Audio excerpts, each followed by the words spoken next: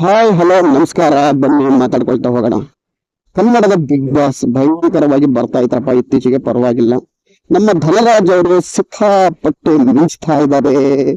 ರಜತ್ ಅವ್ರನ್ನ ಎದುರಾಕೊಂಡು ಸಿಕ್ಕಾಪಟ್ಟೆ ಗಾಸಿಪ್ ಆಗ್ತದೆ ನಮ್ಮ ಹನುಮಂತ ಅವ್ರ ಜೊತೆಗೆ. ಹೋದ್ಸರಿ ಬೀಳ್ಬಾಗಿತ್ತು, ಈ ಸರಿ ಮೆಟ್ಲು ಆ ಜಾಗವನ್ನ ಆಕ್ರಮಿಸ್ಕೊಂಡಿದೆ.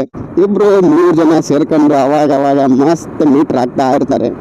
ಬಿಗ್ ಬಾಸ್ ಅಲ್ಲಿ ಟಾಸ್ಕ್ ಮಾಡೋದಕ್ಕಿಂತ ಹನುಮಂತು ಮತ್ತೆ ಧನರಾಜ್ ಅವರು ಗುಸು ಗುಸು ಗುಸು ಗುಸು ಮಾತಾಡ್ತಾರಲ್ಲ, ಅದೇ ಬೆಂಕಿಯಾಗಿರತ್ತಪ್ಪ ಬಿಗ್ ಬಾಸ್ ಅಲ್ಲಿ. ನನಗಂತೂ ಸಿಕ್ಕಾಪಟ್ಟೆ ಇಷ್ಟ ಆಗೋಯ್ತು. ನಿಮಗೂ ಇಷ್ಟ ಆಗಿದ್ರೆ ಕಮೆಂಟ್ ಮಾಡ್ರಿ.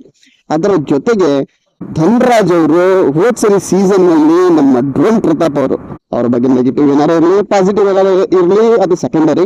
ಈಗಲೂ ಸುದ್ದಿಯಲ್ಲಿದ್ದಾರೆ ನಮ್ಮ ಡ್ರೋನ್ ಪ್ರತಾಪ್ ಅವರು, ಅದು ಬೇರೆ ವಿಚಾರ. ಅದನ್ನ ಸೈಡಿಗಿಟ್ಟ ನಾವು ಮಾತಾಡೋದಾದ್ರೆ, ಡ್ರೋನ್ ಪ್ರತಾಪ್ ಅವರು ವಿನಯ್ ಅವರಿಗೆ ಅದೇ ತರದ್ರಲ್ಲಿ ಏನ್ ಮಾಡ್ತೀಯಾ ಮಾಡು, ಹೊಡಿತೀಯಾ ಹೊಡಿ ಅನ್ನೋ ರೀತಿಯಲ್ಲಿ ಹೋಗಿದ್ರು. ಸುದೀಪ್ ಸರ್ ಅವರು ಕೂಡ ಅವ್ರಿಗೆ ಹೇಳಿದ್ರು, ಏನಿದ್ರು ಹೊಡೆಯಲ್ಲ ಅಂತ ಗೊತ್ತಿದ್ರು ನಿಮಗೆ, ಅದಕ್ಕೋಸ್ಕರ ಅವನಿಗೆ ಹೊಡಿ ಅಂತ ಚಾನ್ಸ್ ಕೊಡ್ತೀಯಾ ಅಂತ ಹೇಳಿದ್ರು. ಧನರಾಜ್ ಅವರು ಇವತ್ತು ರಜತ್ ಅವರಿಗೆ ಅದೇ ರೀತಿಯಲ್ಲಿ ಟಾಂಗ್ ಕೊಡ್ತಾ ಇದ್ದಾರೆ. ನೋಡಿ, ಧನರಾಜ್ ಅವರು ಸಿಕ್ಕಾಪಟ್ಟೆ ಡಲ್ ಆಗಿದ್ರು ಯಾವಾಗ ಹನುಮಂತು ಬರೋದಕ್ಕಿಂತ ಮುಂಚೆ. ಹನುಮಂತು ಬಂದ ಮೇಲೆ ಧನರಾಜ್ ಅವರ ಸ್ಟಾರೇ ಚೇಂಜ್ ಆಗೋಯ್ತು.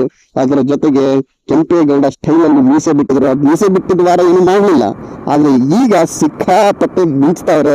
ನಿಜಕ್ಕೂ ಹಿಂದಿನ ಧನರಾಜ್ಗಿಂತ ಈಗಿನ ಧನರಾಜ್ ಆಡ್ತಿರೋದು ಸಖತ್ ಇಷ್ಟ ಆಗ್ತಾ ಇದೆ. ನೋಡಿ, ರಜತ್ ಅವರು ಸದ್ಯಕ್ಕೆ ಬಿಗ್ ಬಾಸ್ ಮನೆಯಲ್ಲಿ ಸಿಕ್ಕಾಪಟ್ಟೆ ಸ್ಟ್ರಾಂಗ್ ಕಂಟೆಸ್ಟೆಂಟ್ ಅಂತ ನಾವೆಲ್ಲ ಅನ್ಕೊಳ್ತಾ ಇದೀವಿ. ಹಾಗೆ ಪೋಟ್ರಿ ಕೂಡ ಆಗ್ತಾ ಇದೆ.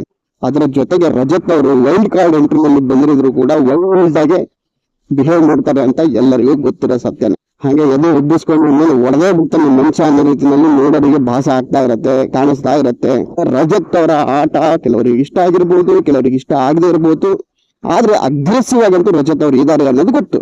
ಹಂಗಿರುವಾಗ ರಜತ್ ಅವ್ರನ್ನೇ ಎದುರಾಕೊಂಡ್ರೆ ಹೆಂಗ್ರಿ ಅನ್ನೋದು ಪ್ರಶ್ನೆ. ಅದು ಯಾರು, ಬೇರೆಯವ್ರಲ್ಲ, ತ್ರಿವಿಕ್ರಮ್ ಅಂತವ್ರಲ್ಲ, ಮಂಜು ಅಂತವ್ರಲ್ಲ, ಅವರೇ ಸುಮ್ಮನಾಗ್ಬಿಟ್ಟಿದ್ದಾರೆ. ಅಂಥದ್ರಲ್ಲಿ ಯಾರಿಗೆ ಧೈರ್ಯ ಇಲ್ಲ ಅಂತ ಇಷ್ಟು ದಿನ ಮಾತಾಡ್ತಾ ಇದ್ರು ಅಂತ ನಮ್ಮ ಧನರಾಜ್ ಅವರೇ ಅವ್ರನ್ನ ಎದುರಾಕೊಂಡ್ಬಿಟ್ಟಿದಾರಪ್ಪ. ನೋಡಕ್ ಮಜಾ ಇದೆ.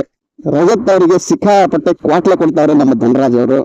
ಅದ್ರ ಜೊತೆಗೆ ಪಾಪ ಒಬ್ರು ಇದ್ದಾಗ ಅಳ್ತಾರೆ, ಆದ್ರೆ ಆ ಕಣ್ಣು ತೋರ್ಸ್ಕೋಬಾರ್ದು ಅನ್ನೋದನ್ನ ಸಗದಾಗಿ ಮಾಡ್ತಾರೆ. ಇನ್ನು ನಮ್ಮ ಜವಾರಿ ಹನುಮಂತ ಅವರ ಟೀಮ್ ಇತ್ತಲ್ಲ, ಅದು ನೋಡೋರ್ ಕಣ್ಣಿಗೆ ಸಖತ್ತಾಗಿ ಕಾಣಿಸ್ಕೊಳ್ತಾ ಇದೆ. ಅದರಲ್ಲಿ ನಮ್ಮ ಗೋಲ್ಡ್ ಸುರೇಶ್ ಮಾವ ಅವರು ಬಂದು ಸೇರ್ಕೊಂಡಿದ್ದಾರೆ, ಅವಾಗ ಸೇರ್ಕೊಳ್ತಾರೆ, ಮತ್ತೆ ಅವರೇ ಆಚೆ ತೆಗೆದಿಡ್ತಾರೆ. ಚೈತ್ರ ಕುಂದಾಪುರ ಅವರು ಸೇರ್ಕೊಳ್ತಾರೆ, ಮತ್ತೆ ಅವ್ರನ್ನೇ ಕಳಪೆ ಕೊಡ್ತಾರೆ. ಇವೆಲ್ಲ ನಡೀತಾ ಇದೆ. ಆದ್ರೂ ಕೂಡ ನೋಡಕ್ಕೆ ಬೆಂಕಿಯಾಗಿದೆ. ಚೈತ್ರ ಕುಂದಾಪುರ ಅವರಂತೂ ಸರಿ ಜೈಲಿಗೆ ಬಂದ್ರೆ ಗೊತ್ತಿಲ್ಲ, ಕಳಿಸ್ತಾನೆ ಇರ್ತಾರೆ. ಈ ಸರಿ ಫಸ್ಟ್ ಟೈಮ್ ತ್ರಿವಿಕ್ರಮ್ ಅವರನ್ನ ಜೈಲಿಗೆ ಕಳಿಸಿದ್ದಾರೆ. ತ್ರಿವಿಕ್ರಮ್ ಅವ್ರನ್ನ ಬಿಟ್ರೆ ಬಿಗ್ ಬಾಸ್ ಅಲ್ಲಿ ಕಷ್ಟ.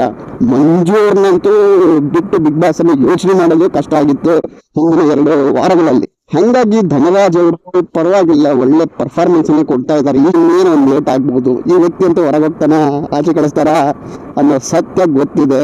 ಅದ್ರ ಜೊತೆಗೆ ಆ ಮೀಟರ್ ಅನ್ನ ಮೆಚ್ಚಲೇಬೇಕು, ಪರವಾಗಿಲ್ಲ ಗುರು ಅಂತ ಹೇಳಲೇಬೇಕು. ಹಾಗಾಗಿ ಸುದೀಪ್ ಸರ್ ಅವರು ಕೂಡ ಈ ವಾರದಲ್ಲಿ ಧನರಾಜ್ ಅವರ ಆ ಒಂದು ಮೀಟರ್ ನ ಪ್ರಶ್ನೆಯನ್ನ ಮಾಡಬಹುದು. ಈಗ ಸದ್ಯಕ್ಕೆ ಫೈನಲಿಗೆ ಬರುವಂತ ವ್ಯಕ್ತಿಗಳಲ್ಲಿ ಧನರಾಜ್ ಕೂಡ ಸೇರ್ಕೊಳ್ತಾರೆ. ನಮ್ಮ ಹನುಮಂತು ಅವರಂತೂ ಇದ್ದೇ ಇದ್ದಾರೆ, ಖಂಡಿತವಾಗಿಯೂ ಕೂಡ ಸಖತ್ತಾಗಿ ಆಡ್ತಾ ಇದ್ದಾರೆ. ಇದೇ ಆಟನ ಕಂಟಿನ್ಯೂ ಮಾಡ್ಕೊಂಡು ಹೋದ್ರೆ ಒಂದು ಇಲ್ಲ ಅಂತಂದ್ರೆ ಬಿಗ್ ಬಾಸ್ ಫೈನಲ್ ಹೋಗ್ತಾರೆ. ಇವೆರಡರಲ್ಲಂತೂ ಒಂದು ಆಗತ್ತೆ 100% ಅಂತ ಹೇಳ್ತಾ ಇಲ್ಲಿವರೆಗೂ ಬಂದಿದ್ದೀರಿ, ವಿಡಿಯೋನ ನೋಡಿದ್ದೀರಿ. ಮತ್ತೆ ಸಿಗ್ತಾ ಇರೋಣ. ಅಲ್ಲಿವರೆಗೂ ಟಾಟಾ, ಬಾಯ್ ಬಾಯ್, ಸಿ ಯು, ನಮಸ್ಕಾರ ಕರ್ನಾಟಕ.